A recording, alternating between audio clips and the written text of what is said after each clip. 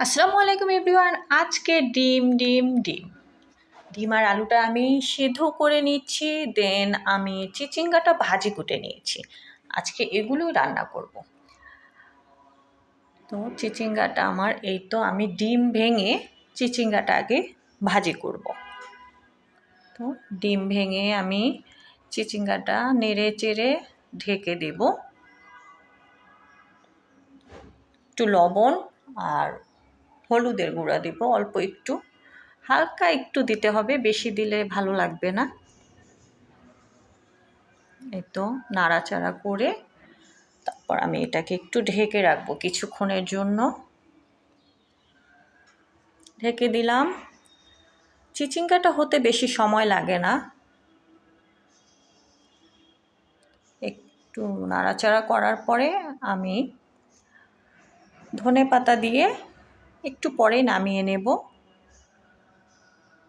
কেমন লাগছে দেখতে কমেন্ট করে অবশ্যই জানাবে। এই তো আমার চিচিঙ্গাটা হয়ে গিয়েছে। কেমন লাগছে লুকটা? আমার কাছে কিন্তু অনেক ভালো লাগছে।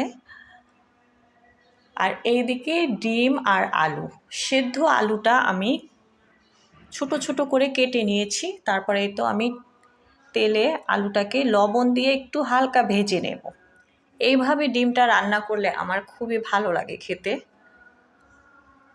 আবার আমরা কাঁচা আলুটা ভাজির মতো করে কুটেও কিন্তু ডিম দিয়ে রান্না করি। যখন যেভাবে ভালো লাগে সেভাবে আমি করি। তো সেদ্ধ আলুটা ভাজা হয়ে গেলে আমি এটাকে নামিয়ে রাখবো। একটু হালকা লাল লাল করে ভাজবো।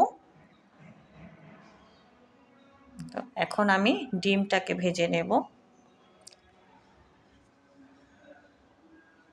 বেশিরভাগ ডিমগুলো ভেঙে গিয়েছে ছেলার সময়। এই তো ভাজা হয়ে গিয়েছে আলু আর ডিম, এবার বসিয়ে দেব।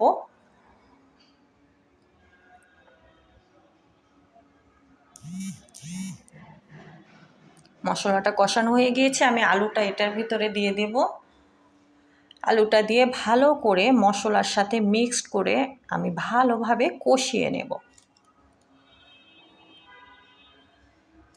তারপর এই তো আমার ডিম হয়ে গিয়েছে। আই হোপ ভালো লেগেছে তোমাদের কাছে। কমেন্ট করে জানাবে। আল্লাহ হাফেজ।